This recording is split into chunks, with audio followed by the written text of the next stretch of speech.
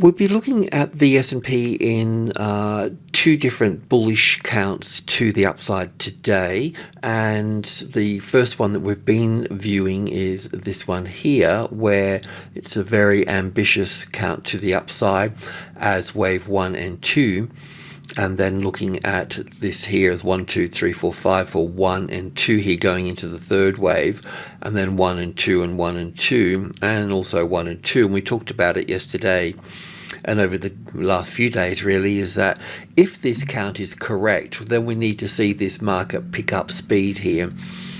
We also need to understand that the American markets, because they haven't opened their doors to China as much, I'm sure there's money flowing from big banks in there, of course, you know, but generally speaking, so we're seeing markets like the DAX trade very high, and the Australian markets trade very high, where the S&P really hasn't gotten off its lows very much down here. So I think there's a lot of catching up to do, and I think that could be in line with this particular, you know, catching up at this point, you know. But when we've got situations in Elliott where we've got the third of the third of the third of the third of the third, they don't normally play out really, so you just got to be a little bit sort of mindful of them, and but it is scooting along okay, so that's all sort of good. So I'll go in here and we'll have a look at our trades and all those sort of things at this particular point, and look at this in a bit more sort of detail, and then we're going to have a look at another count with all of this. So we'll have this wave 3 up here, and we can just get a bit of gravity into this at the moment. So this will be 1 and 2, 1 and 2, so we'll still need, in this case here, 3, 4, I'll bring that back down, of 5 to here. That will bring us there, and then we'll have wave 4, and then we'll have wave 5 up. So we should you know, we should see this momentum. I mean, I'm just doing it very conservatively here as well. I mean, if it's the third of the third of the third of the third, it should be going, you know, pumping up, you know, a fair bit higher really, you know. Don't forget, we still need this whole trend here to be longer than this wave 1 here in that instance.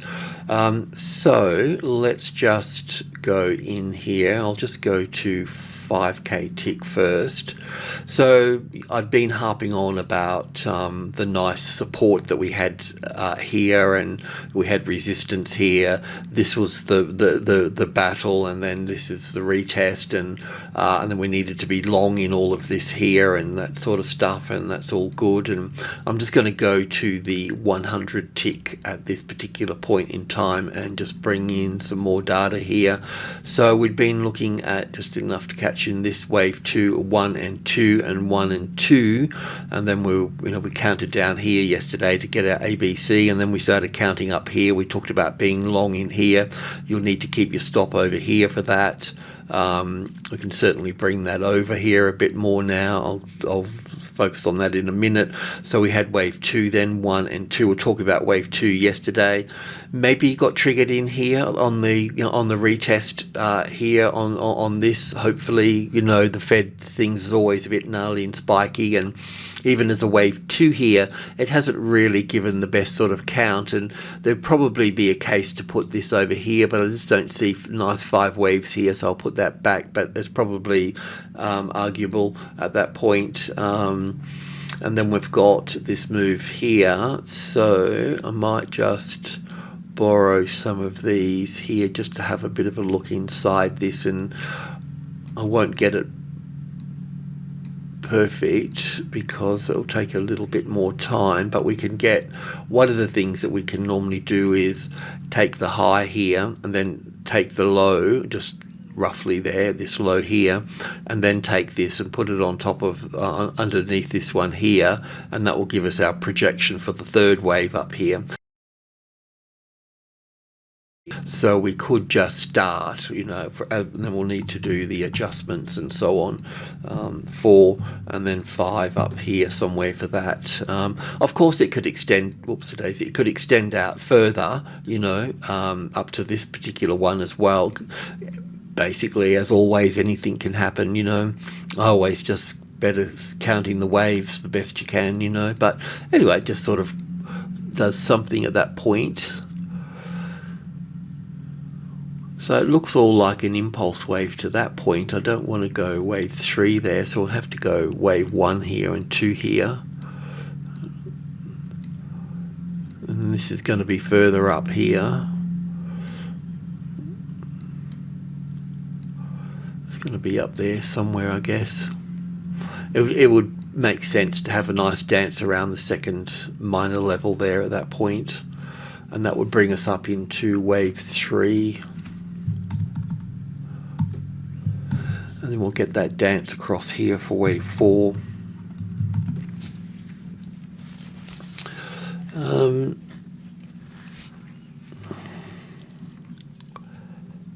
Yeah, if somebody could double check that, that would be good. It looks like 1, 2, 3, 4, 5 to there. It looks like some sort of third wave. I think we're not too far. I could have made a mistake, so I haven't really looked at it and pulled it apart that much. We'll just have another quick look. So we've got, it looks like wave 1 to here actually, doesn't it? Wave 1 to here, then 1, 2, 3, 4, 5. So 1 and 2, that's overlap there. That's not going to work. Probably need, anyway, maybe do some work on that. There'll be a few things. We need this when we're talking about minor level 1 here, and then we've got minor level 2. Between 1 and 2 we'll have the Fibonacci numbers running again, 1, 2 and 3 for subgroup 1, and then the midpoint here. So it's playing out at this point now, the midpoint, and then there'll be group 2, so 80, 65 more for the day traders, and 72 here roughly speaking. And just give it a splash of orange to make it a bit, give it a bit of clarity. So yeah, anyway, I've got to sort that sort of thing out. What we can do for the stop, just as a starting point, if we just assume it's obviously not 5 waves at that point, but that's a 61.8%. So what we can do is we can basically, you know, the market can come back to that. So if we can get this one here to break even roughly into this space, then that should be good at that point. I mean, that's a long way away, but you know, it takes balls of steel to stay in a trend, doesn't it, girls? You know, so that's that for the moment. Now, what I want to do now is I just want to go back and to another count, because my problem is that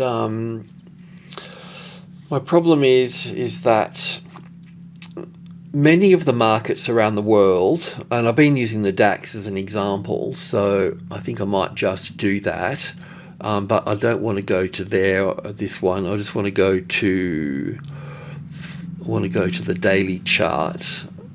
So my problem is that many markets around the world, that the markets that have been opening up to China have moved up, and then, you know, Australia, from where I'm from, we've got this particular pattern. Germany's got it, the UK's got it. In fact, the UK's taken the top out here. We can't forget that, you know. The US is still down here, so it's got a lot of catching up to do. Normally it's the other way around. Normally the DAX is, you know, can lag a couple of weeks behind the S&P, but it's around the other way at the moment. But my point is that we've got this 1, 2, 3, 4, 5 coming up here. Now, we could count it differently. We could put wave 1 over here and put the wave 2 here, and then look at this as wave 1 to the upside and wave 2 here, and have a shorter wave 2 in here, and all of those sort of things. But this move up here is, well, it's impulsive in its own way, but what it also does as well,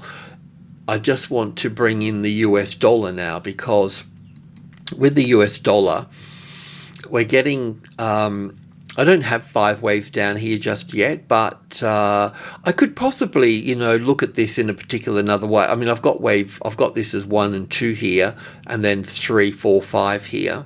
Now, maybe I've made a mistake. I'll need to go back over and check it, because a lot of the other markets are, maybe I'm right. Maybe I am right. I got the other ones wrong, the Australian dollar and the euro, and they need to do the same thing in reverse here. Either way, it doesn't really matter for this particular point. What I'm trying to make here is that from this wave 4 down to wave 5 here, when we get to here, we're going to get a bounce off the off the 100 here for the US dollar. This is a CFD product, so it's priced a little bit differently in decimal points, but we should go from wave 4 to wave 5, and then we're going to have that move back up here. I think this is going to be reasonably quick here, because normally we would say, well, wave 4 can pull back to the wave 4 of 1 lesser degree here. Yes, and it can do that, so I've got to point that out. This wave 2 here, from wave 1 to 2, this took more days than the wave 1 coming down here. So I would say that normally we'd look at this as simple and this is complex, but I'm thinking we're going to look at it the other way, and this is going to be complex and this one's going to be simple and not come all the way back up to this point. It will struggle to get support on top of 10,103. It will trade above it, but anyway, we'll get to that point. But I think it's going to be quite simple. This took, say, I don't know how long that took, let's just say a month. So this one here can take, a month, not so big, because this one's complicated and this one's a little bit simple in this term. So anyway, when this hits here, then we're going to get a strong kickback at this particular point. So this kickback here, right, when it reverts back, it's going to be this kickback here for the Australian markets, and this can come back 50-60%, you know what I mean, this thing. So we're going to get this back here I'm just using the DAX as an example. There's many other markets that have got this as well. So oops a daisy. So yeah, we're going to be looking at something like this here for these markets. So some sort of pullback. So then I think to myself, well, what is a deep pullback like this going to do to the S&P? So I want to go to the where do I want to go? I want to go to where I keep the alternative count here for this. So this is an alternative count that could play out as well. And one of our members, Andrew, mentioned that on the 18th we've got options expiry, and that would be a good time for a top to be in place. Now, if I looked at it like this, as wave 1, 2 here, and then 1 and 2, and I prefer the the bullish count because of what I can see across global markets, mainly, as I've pointed out, as with China, anybody doing business with China, this is it coming off its lows over here, and it's also I could count this as 1, 2, 3, 4, 5 here. I could do that, or I could go 1, 2, 1, 2. Whatever way you look at it, it's bullish, right? So there's more to come to the upside for this market. So we're bullish, and I could do the same with certain commodities and commodity stocks and all of those. So my bias is bullish, and it's also when I look at the US dollar as well here, when we come down here and we've either got 5 waves on this low by the by, or we've got it here, but it does appear that we're going to get 5 waves because it will always be a little bit bumpy and bouncy coming into the 100. But once we get this here, then we're going to come down again over here. So that means that this coming down here lower is going to be positive for the stock market, the commodities, the FX pairs, and all those sort of things. So I am on the bullish side of things, but at the same time, if I was on the bearish side, and we've got to give, we're all wrong and right. It's not really about that. It's about eliminating certain things, So if this was going to be, if the S&P was going to be bearish, then we would simply look at this as an A and a B. And when we get these 5 waves up here, that would be the end of it at that point. Then we'll have a big bearish picture. So that would suit the bears at that point. Okay, so it's just another thing that we need to look out for. That's all, we all get, we all sort of search out our own information, and we all become, we all choose a side. Not, we don't have to choose a side, but many of us think that we do, so we do choose a side. But I see this as not about choosing sides. I just see it as okay, we've got a bump in the road at this particular point. Now, if we can count this as 1 and 2 here, and then 1 ABC for 2 here, and then 1 and 2, and then 1, 2, 3, 4, 5 for the third wave, fourth wave here, we don't overlap, and then the fifth wave for the third, the fourth, the fifth for the third, the fourth, and 1, 2, 3, 4, 5 up here, and we finish up here, and then we pull back for this wave 2, or we come further down, so we'll need to be mindful. We'll need to be mindful up here, won't we, about things. And what I'll do when we get up here, I will be focused on stocks a lot, for the S&P and the NASDAQ and so on. So we'll really drill in and we'll try to find out, you know, where's Apple. And then by the by, we've got Apple, Amazon and Google and that with their earnings Thursday and Friday. So, but when we get up to the top here and around this area, we'll see where stocks are, and if stocks still need to be bullish, then we can, you know, continue on our journey up. Otherwise, we'll have to take a pause and so on. So any of our long trades in here, the 4,200 would be a nice thing, because it's very typical of markets to take out previous highs and then turn down, you know. I don't know if we've got any over here. Take this high out here, turn down. Take this high, take this one, takes that high out, turn down. It's just a normal thing, you know. So taking this high out here, yeah. So we'll see. Anyway, this is just another possibility of account to the upside, and also to the downside as well. Okay, so with that out of the way, all of that, we can look at the NASDAQ here, and I'm just going to stay with this particular count that we've had here. So as you can see, we still need to go up. Now the next important number up here is the 12.5, so that will play out there, and then we can also look at support, which will be the 300, the top of group 1. So 12.3 will be the thing here. And of course, when we look at 300, we can look at group 1 above and group 2 below. Okay, so this is a minor level, the 300, as the top of minor group 1 of 12,000. And then we can look at the sub-level, so group 1, sub-level, and group 2 there as support for this. So keep your stops under that, under the group 2 here, subgroup 2. Okay, so okay, so the Russell, one of the Russell were bullish yesterday because we knew that the Russell had taken out the high here.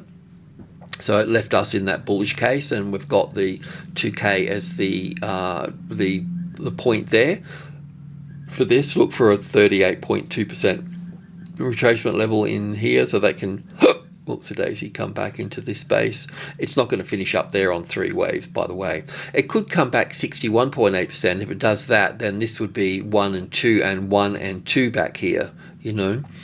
So I'll leave you with that. And the DJ here, so we talked about this in a couple of different ways yesterday, but at the end of the day now, it would be nice for it to take out this particular top here, because the bearish people will now look at this. They would have had it as the A, B and C here, and then but we knew that wasn't the case because we had 3 waves down here, so we knew that that top was going to be taken out of space.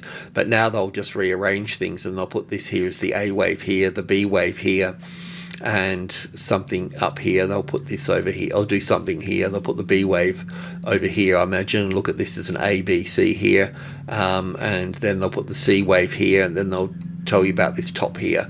So yeah, that's where that is at the moment, but it'll go higher with the other markets, of course.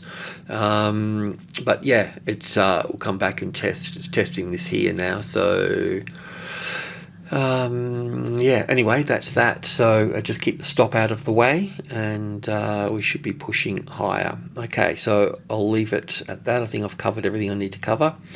Alrighty. I wonder if I can...